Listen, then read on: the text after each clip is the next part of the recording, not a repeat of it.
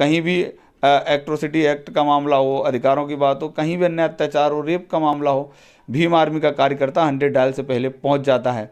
तो अब जो है आप लोग देख सकते हैं नगीना में आज बड़े भाई चंद्रशेखर आज़ाद को वहाँ की जनता ने बहुत सारा प्यार लुटाया है, और आप देखेंगे कि वो जो इनकी सड़कों की लड़ाई है उसको संसद में जाके उठाएंगे।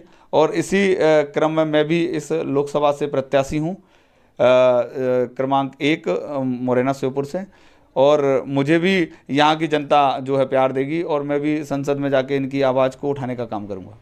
नमस्कार दोस्तों, मैं उदयवान सिंह अग्रवाल, आप देख रहे हैं न्याय समता न्यूज़।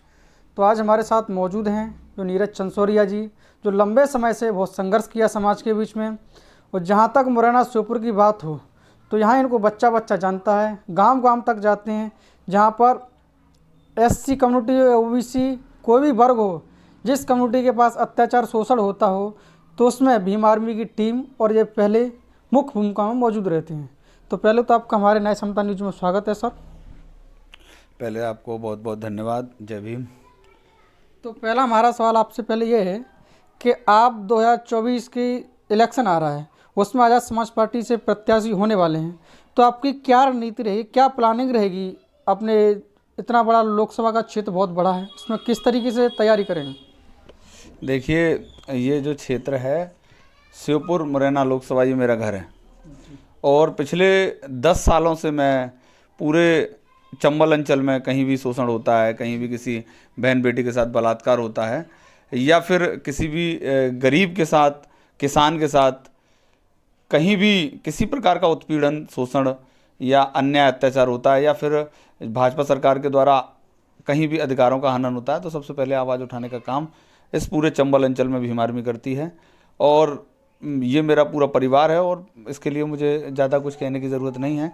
और रही बात 2024 के लोकसभा की, तो ये जो पूरी चंबल अंचल की जनता है वो चुनाव लड़ रही है। इस मुरैना श्योपुर का हर एक किसान, मजदूर, बेरोज़गार, अशिक्षित, गरीब और पीड़ित एक एक व्यक्ति जो है ना वो चुनाव लड़ रहा है। मैं चुनाव नहीं लड़ रहा हूँ, मैं तो एक कार्यकर्ता हूँ, और आज़ाद जी ने मुझे अवसर दिया है, तो मैं तो एक कार्यकर्ता बन के इन सब के साथ काम कर रहा हूँ और आगे भी करता रहूँगा। 2018 और 2023 का जो चुनाव था, जिसमें दलित समाज का जो वोट बैंक है उसको इस तरीके से प्रयोग किया जाता था, उसका भाजपा और कांग्रेस में उन्होंने वोट दिया है। उनको हर समाज, हर पार्टी उनके वोटों के सहारे अपनी सरकार बनाना चाहती है, अपने आप को विधायक सांसद बनाना चाहती है। उसको ऐसा हर चुनाव में उनको बलि का बकरा क्यों बनाया जाता है? क्या है कि गरीब, किसान, बेरोज़गार, और चाहे एससी का वर्ग हो या एसटी का वर्ग हो, अशिक्षा के कारण थोड़े से लालच में कांग्रेस भाजपा के लोग इनके वोटों को लेते हुए आए हैं। पर इनको समझना होगा कि कांग्रेस जो है वो सांपनाथ है, तो बीजेपी जो है वो नागनाथ है।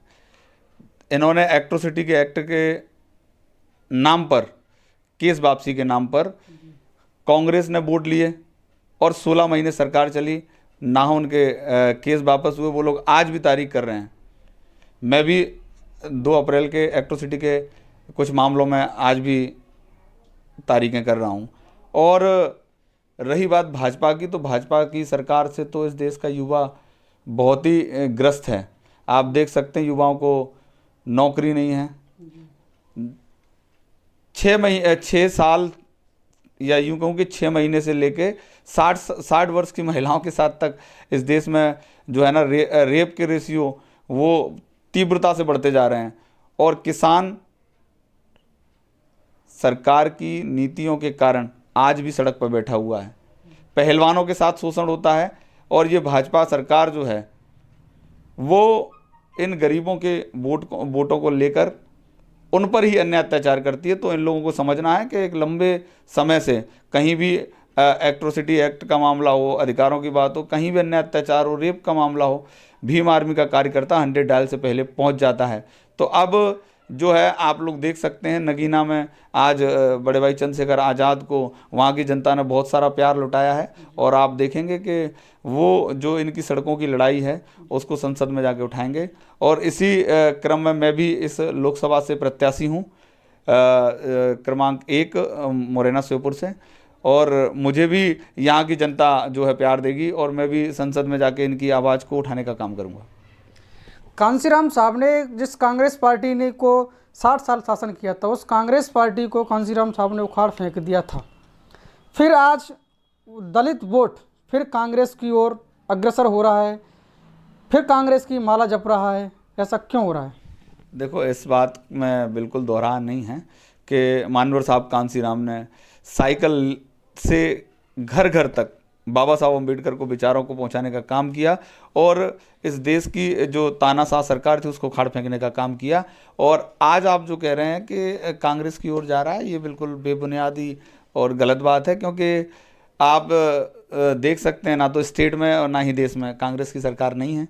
अगर और रही बात वोट बैंक की कि बसपा की तरफ से, या मैं किसी पार्टी का नाम नहीं लूँगा, फिसल रहा है, तो उसका सबसे बड़ा कारण है कि कैडर का अभाव, या फिर जो पहले मानवर साहब कांसीराम जी रोड पर बैठकर आंदोलन करते थे उन्हों पर अंकुश लगाया है। और आप देख सकते हैं कि एक बड़ा जनाधार जो है वो आज भीम आर्मी के साथ है और इसको हम बोर्ड में बहुत जल्दी तब्दील करेंगे, क्योंकि पहले हमारी पार्टी चुनाव नहीं लड़ी, ये पहला चुनाव है हमारी पार्टी का।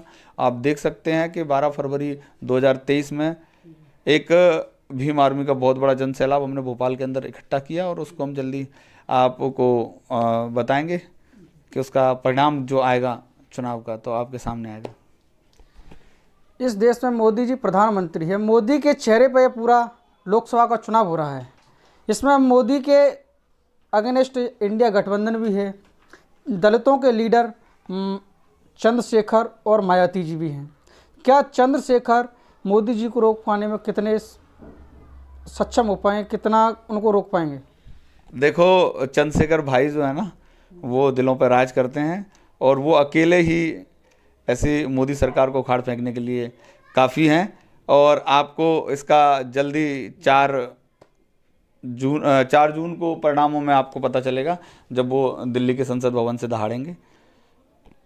कांसीराम साहब ने लोगों को तैयार किया था, जिस तरीके से वोट हमारा कट जाता है, वोट हमारा बिक जाता है, वोट हमारा बिन डाले रह जाता है, वोट हमारा गुमराह हो जाता है, इस तरीके से वोटों को तैयार किया था। पर लेकिन वो कैडर कैंप वो बंद होने के बाद यहाँ पर ना तो भीम आर्मी में ऐसा दिखता है कोई कैडर कैंप हो, या ना बीएसपी में कुछ दिखता है, तो फिर दलित वोट किस तरीके से आप तैयार करेंगे? अब हम मानवर साहब कांसीराम की आइडियोलॉजी पे काम कर रहे हैं, उनकी विचारधारा को घर घर तक, गांव से लेकर शहर तक और महानगरों तक पहुंचाने का काम कर रहे हैं। भीम आर्मी का एक एक कार्यकर्ता मान्यवर साहब कांसीराम को दिल से मानता है और उनके विचारों को पढ़ता है। और भीम आर्मी का एक एक कार्यकर्ता जो है वो कैडर के माध्यम से न बिकने वाला समाज तैयार कर रहा है। और जहां भी आपको ऐसा लगता है ये भीम आर्मी जो है चंद्रशेखर आज़ाद की फ़ौज है और यहाँ किसी की हुकूमत नहीं चलती और ना ही पोलिंगों पे ऐसा कुछ कर पाएंगे, क्योंकि भीम आर्मी का डंडा भी मजबूत है और आज़ाद समाज पार्टी का झंडा भी मजबूत है।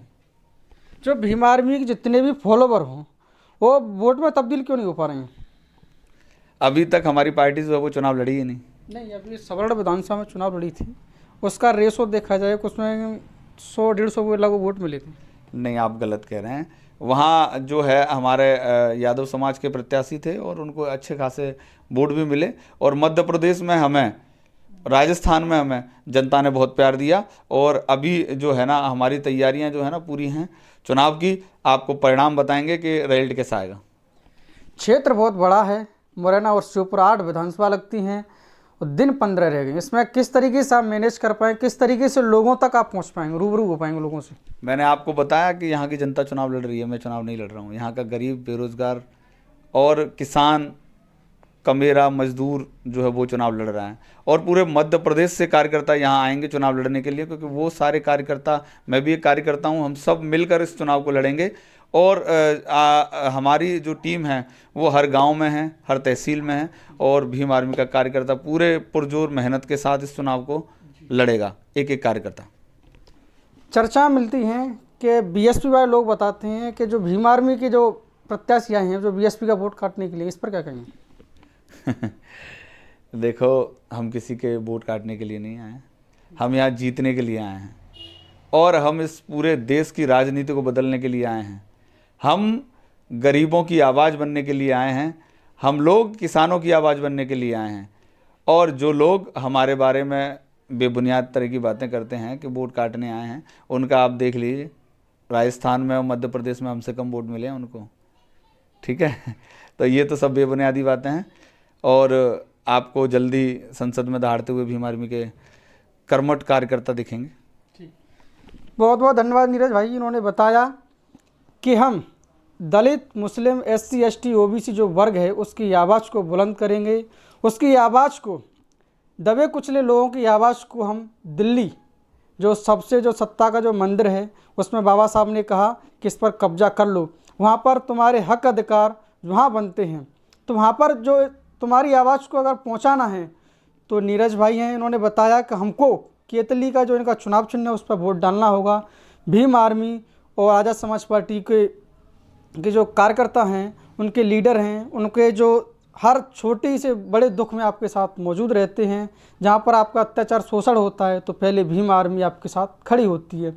वहाँ पर आपके साथ में न तो बीजेपी वाले जाएंगे, न कांग्रेस वाले आएंगे, न बसपा वाले आएंगे, पर लेकिन 100 नंबर डायल करने से पहले पुलिस भी नहीं पहुँची, उससे पहले भीम आर्मी के लोग पहुँच जाएंगे। तो इनकी पूरे ज़िले में टीम है, इनको पूरा भरोसा है कि हमारा एक एक कार्यकर्ता से नेटवर्क है, हमारा एक एक कार्यकर्ता हमारे लिए जी जान से मेहनत करता है और पार्टी को मजबूत करने के लिए पोलिंग बूथ पर हमारे लिए वोट करेगा और हमको जिता करके हमारी भीम आर्मी की आवाज़ को बुलंद करेंगे हम। तो ऐसी खबरों को देखने के लिए हमारे साथ बने रहिए। न्याय समता न्यूज़ को सब्सक्राइब करें, फेसबुक पेज पर देखने इसको फॉलो कर लेना। धन्यवाद।